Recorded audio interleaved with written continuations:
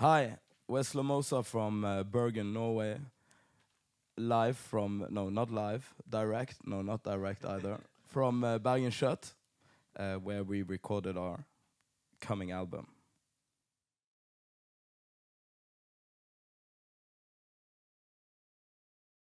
The inspiration behind this album is, like always, life.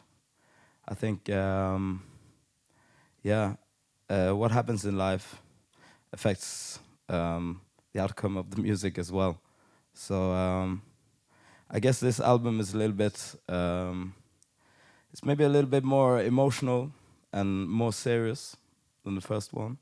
Um, yeah, and the inspirations behind the music is all the music we listen to.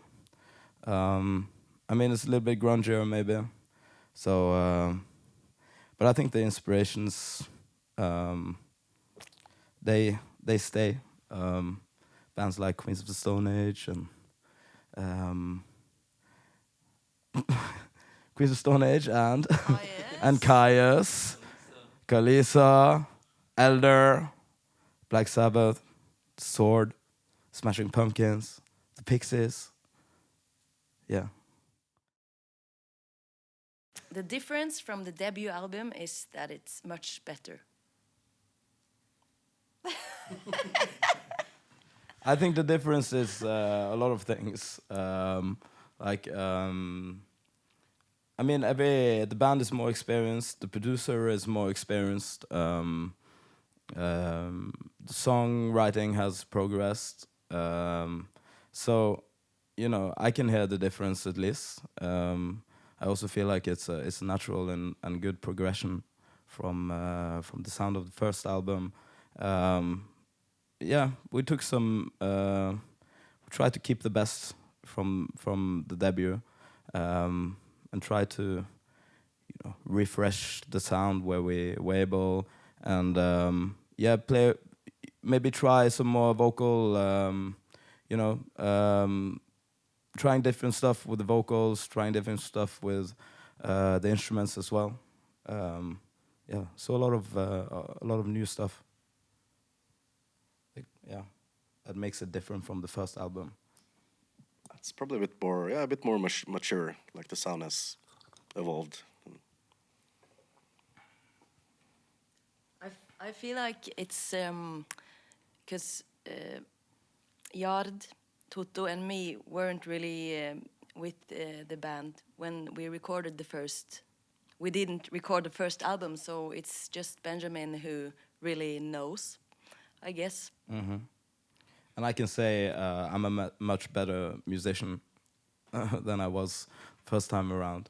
And I think the band, after playing, I don't know, 200 concerts together, it's kind of yeah, it definitely affects the sound.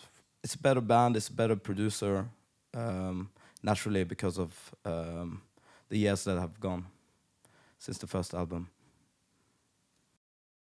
Yeah, working with Eirik again is, you know, it feels like second nature, really, to me. He was instrumental in developing the sound. He's always been, you know, he's not shy of experimenting, and he kind of, you know, he has the right vibe, at least for me. And he also, you know, having been a part of this all the way from the start, I think, you know, it's natural to evolve together and to try and, you know, keep the good methods and the good things we did with the first one. Yeah, if we were going to follow up the first album, it kind of also felt natural to have the same producer. Yeah, I mean, Eirik gets it. That's the most important thing about him, I think. Yeah, and he has a great way of just bringing out the best take in you. Like, Yeah, and his taste is good. It's awesome to work with him. My favorite song from the new record kind of keeps changing in what kind of mood I'm in, I guess. But I'm really into Monomann. I think it's a really nice song.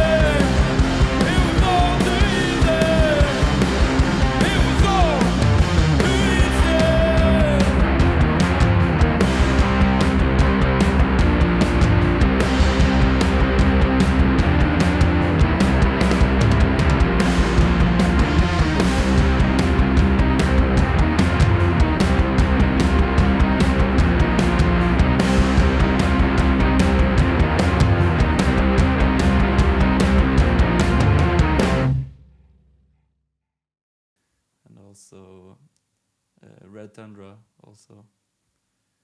Yeah, I like the long and spacey song. Yeah. I have not a favorite song, but a favorite moment on the record, and that is when I Can't Believe It, the Can't Believe It riff hits. That's so, I just feel so, I feel like the world's strongest man when that riff hits.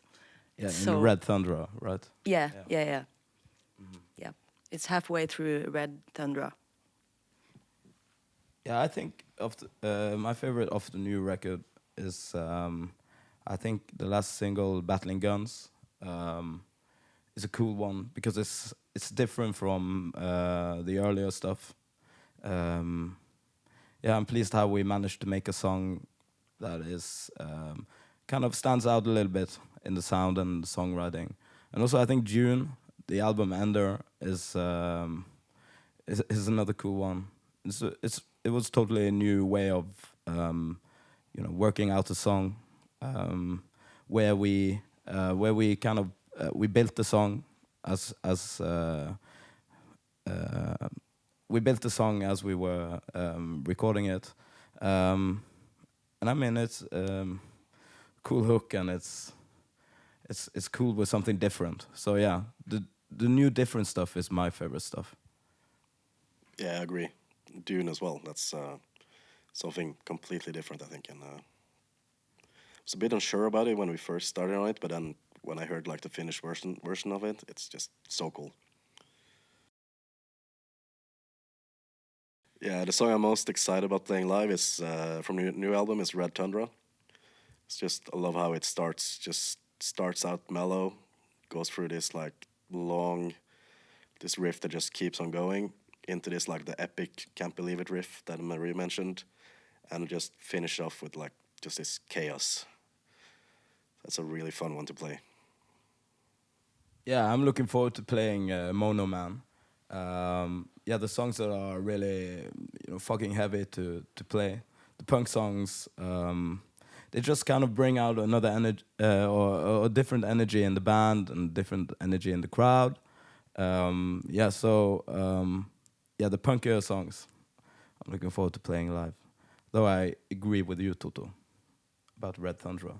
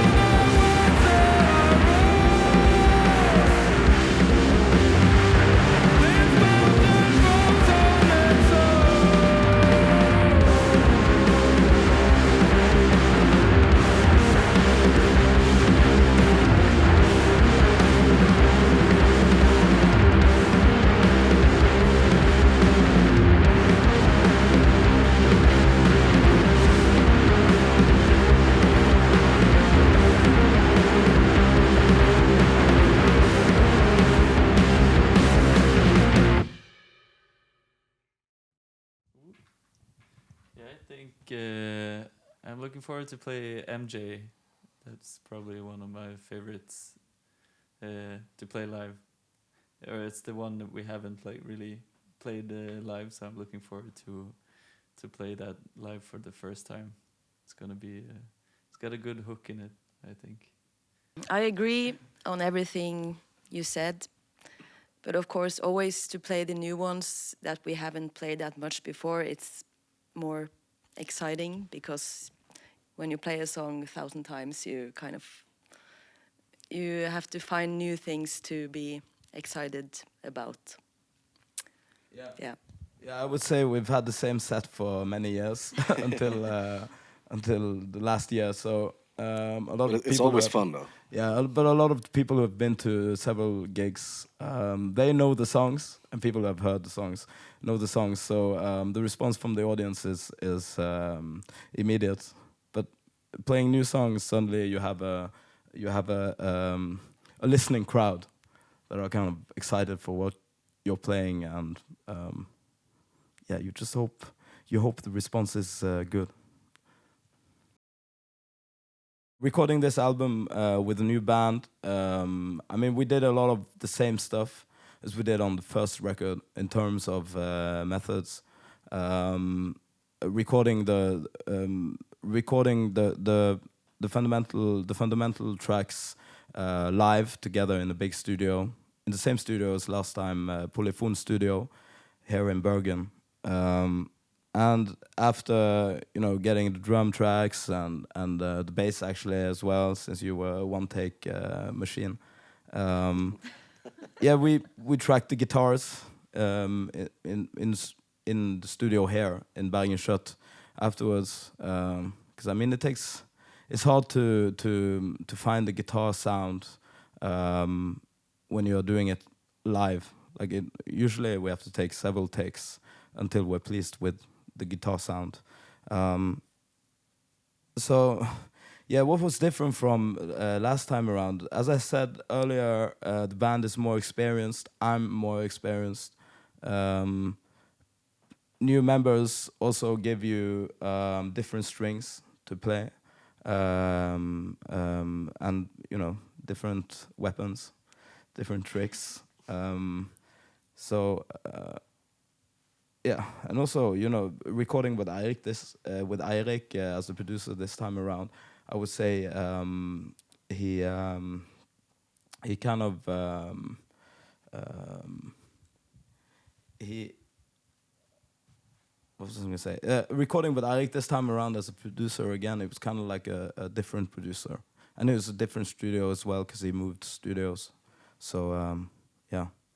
Not a big difference, but mainly in the sound and in the execution of the music. Mm-hmm. I feel like coming into the band after the first album was recorded was quite not that hard because the band hadn't played that much live yet. So I feel like we kind of found our thing live together, playing the songs for the first time. So I feel like ownership still to the songs, although I wasn't in the studio when they were recorded. So yeah, it felt like a band was born, although we weren't there on the recording. That's how I feel, at least.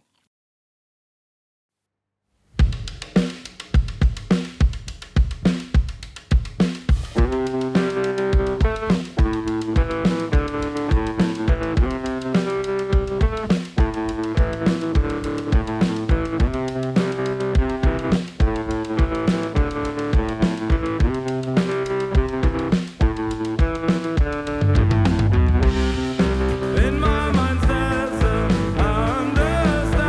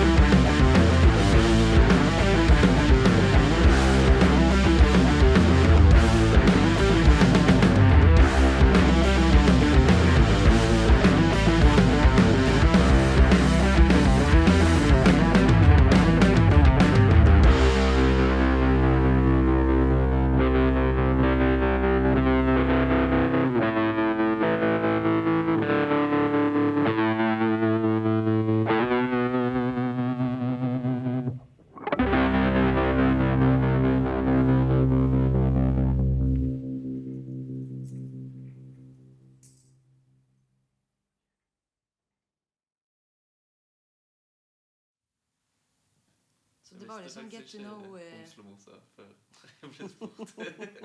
Hæ, hva sa du? Jeg visste ikke om Slomosa. Eller jeg visste jo at dere før dere begynte å spille. So he's saying he hadn't heard about Slomosa when he was asked to join the band. Yeah. Motherfucker. No, I guess I didn't know of the band before they started recording with Eirik at the old studio, and because he's a good friend of mine from before, so then I first got a heads up about Slomosa, and I think the first time I saw you guys was at the streaming concert at the Stereo. It was kind of funny. I walked by on the street, and you guys were playing inside the closed bar, like streaming concerts.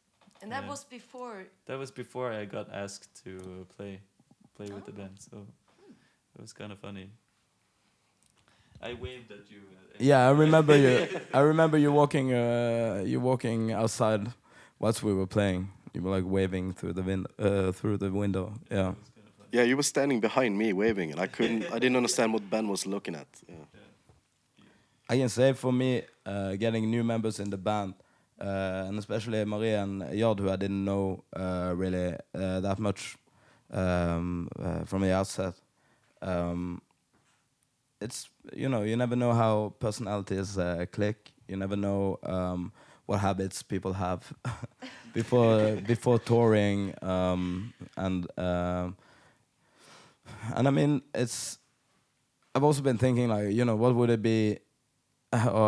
be like to tour with the first band, with 3 guys that I knew very well. I'm unsure. Like, I can't tell, beforehand what it would be like, or I can't tell what it would be like with the old gang either. So, but this gang has been really good. I mean, it's been really easy, and especially doing this amount of gigs and the activity, it's demanding of people and people's relationships. So, but I think it's been a good fit, definitely. Yeah, and like for me, joining the band was like an easy transition, as I knew Ben for many years. We used to have a band together, so I knew his playing style, his writing style, and I had seen the band live like many times before I joined, and I knew their sound really well, and it was like the music I was into, so it was a perfect fit for me. Yeah, and I felt confident about that. Easy to ask Toto to join the band, because it would be the same as before. Yeah, it's what I thought. Like, it was the only guitarist I thought of when we needed one. But you never know with people. You don't really know. Yeah, but a good gamble. Yeah, I think we would lucky. be. Oh yeah, definitely. Yeah. All right. Do you have another question for us?